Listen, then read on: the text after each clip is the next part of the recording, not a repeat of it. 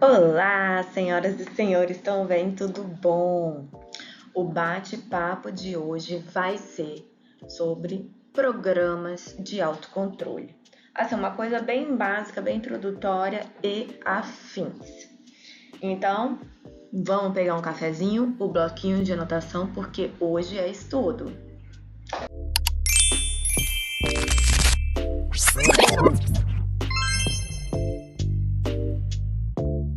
Quando a gente fala sobre controle de qualidade na indústria de alimentos, os programas de autocontrole são a base de tudo. E eu gosto de fazer uma analogia ao corpo humano. Não só ao corpo humano, né? Ao corpo dos mamíferos, digamos assim. Vamos abranger mais? Então, eu digo que as PACs, elas são como a medula espinhal do corpo, porque ela organiza as ações técnicas, higiênico-sanitárias e operacionais dentro de um estabelecimento. E segundo o RISPOA, que para quem não sabe, o RISPOA é a bíblia, né, do médico veterinário que trabalha nessa área e de todos os profissionais que trabalham na área de segurança de alimentos, bem-estar animal, produtos de origem animal de forma geral. É o Decreto 9.013 de 2017 e suas alterações.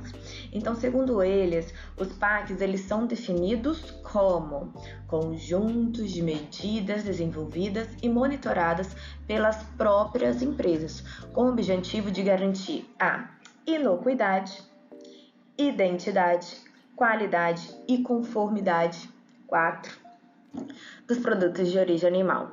Ou seja, não são ações da fiscalização, são obrigações dos próprios estabelecimentos. E o papel do consultor e do responsável técnico é estruturar, implementar e acompanhar esses programas. Essa imagem eu peguei como inspiração do material da veterinária concurseira, que é uma imagem muito parecida. Essa daí eu fiz, mas é muito parecida com o que ela tem lá no material dela de... Ai, como é que é o nome mesmo? É um resumo que ela faz do RISPOA. É maravilhoso os materiais dela, gente, super recomendo. E essa imagem, ela mostra exatamente a lógica das PACs. Elas se estruturam em camadas, começando pelas BPF, que são as boas práticas de fabricação, que garantem as condições mínimas de higiene e organização. Aí, sobre elas, quando a gente se fala de indústrias POA, né, vem o PPHO, que são procedimentos padrão de higiene operacional, que é focado na limpeza e desinfecção, higienização, né? Vamos falar mais abrangente, e higienização de forma geral, tanto das instalações, dos manipuladores e tudo relacionado a essa indústria. Depois o PPHO vem mais ao topo, o APPCC, que é a análise de perigos e pontos críticos de controle, que identifica os riscos e controla os pontos críticos da produção. Então, tudo tem que estar organizado e implementado para que a gente possa analisar isso, né? E, por fim, a PAC como todo, que integra todos esses programas que são os pilares de forma sistemática e funcional. E esses programas, gente, eles não são apenas uma exigência legal, mas também são utilizados como ferramentas estratégicas, porque quando eles estão bem implementados, eles aumentam a segurança dos alimentos e reduzem perdas e mostram para o mercado que a empresa é séria. E é aí que entra o trabalho do consultor e do RT, ajudar o cliente a entender, aplicar e manter essas PACs funcionando na prática. Já que as PACs são a medula espinhal, eu trouxe isso porque, como eu trabalho com produtos artesanais, com as agroindústrias familiares, eles costumam muito falar que o produto artesanal é o coração da fábrica. Então, juntando toda essa analogia, Se a produção artesanal é o coração da empresa e as PACs são a medula espinhal, o cérebro são as BPF. E aí, faz sentido para vocês? Me contem aqui nos comentários, que eu quero muito saber. Mas dando continuidade que a gente estava falando aqui, então é por meio desses programas e desses aspectos que tudo, e principalmente as boas práticas de fabricação, né? Que tudo começa a funcionar com lógica, com organização e segurança. Então, por que as BPF são a base da segurança dos alimentos? Justamente por isso, higiene, ordem e controle. As BPF, gente, elas orientam desde o compromisso dos manipuladores até a estrutura física da indústria, passando pela higienização, controle de matérias-primas, rastreabilidade, armazenamento e transporte.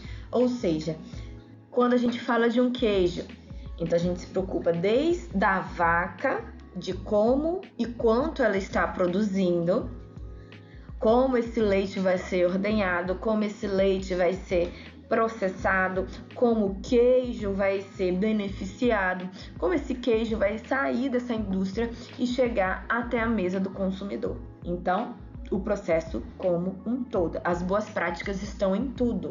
Voltando à nossa analogia, eu espero que vocês nunca mais esqueçam com isso. Segundo a RDC 275 de 2002 da Anvisa, ela traz de forma clara quais são os POPs obrigatórios para as indústrias de alimento.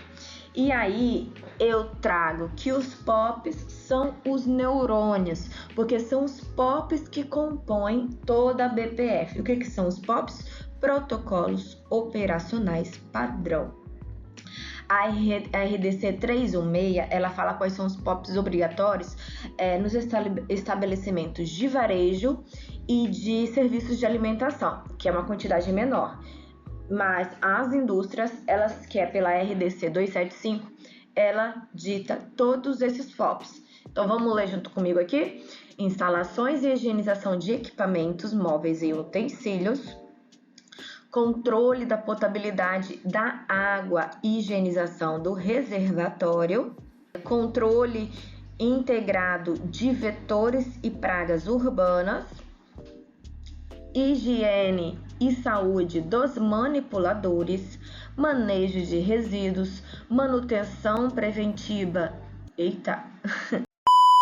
manutenção preventiva e calibração dos equipamentos. Seleção de matérias-primas, ingredientes e embalagens e programa de recolhimento de alimentos. E o que é a responsabilidade da empresa nisso, galera? Tudo isso é responsabilidade da empresa. E aí eu trago uma pergunta aqui para vocês. Você acha que a empresa, por si só, ela dá conta de elaborar, implementar e monitorar cada um desses POPs? Comenta aqui que eu quero muito saber. Eu vou esperar.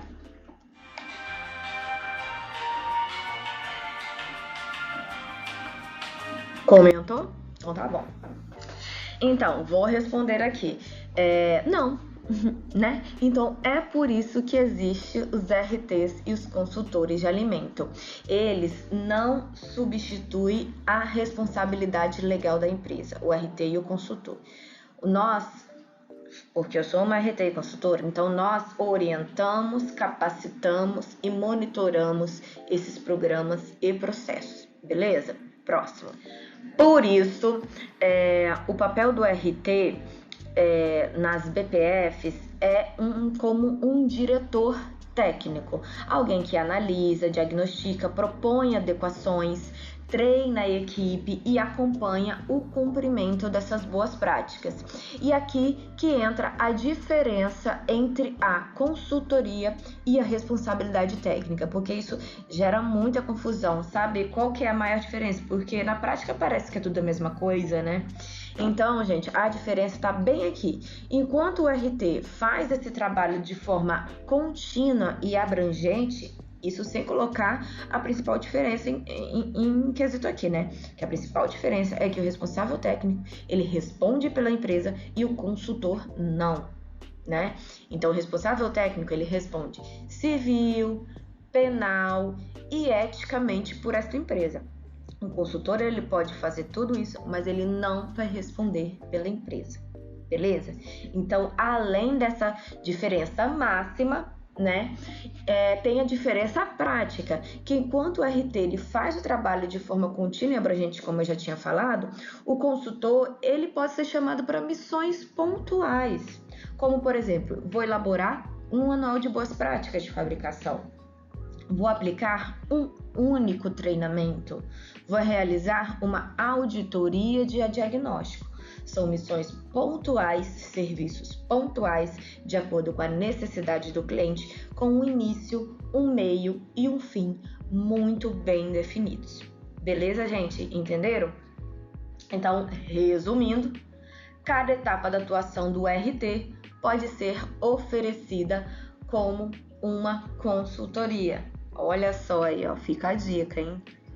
Por hoje é só, pessoal. E aí, o que vocês acharam? Comenta aqui, eu quero muito saber. Já aproveita para se inscrever no meu canal, dá um like nesse vídeo, compartilha com seus colegas que querem saber mais sobre isso e ative o sininho para não perder os próximos vídeos. Se vocês gostaram desse tipo de conteúdo e querem saber mais algumas coisas a respeito deste assunto ou de assuntos relacionados, então comenta aqui, porque a ajuda de vocês vai guiar a produção do meu conteúdo aqui no canal, tá? Um beijo e até mais!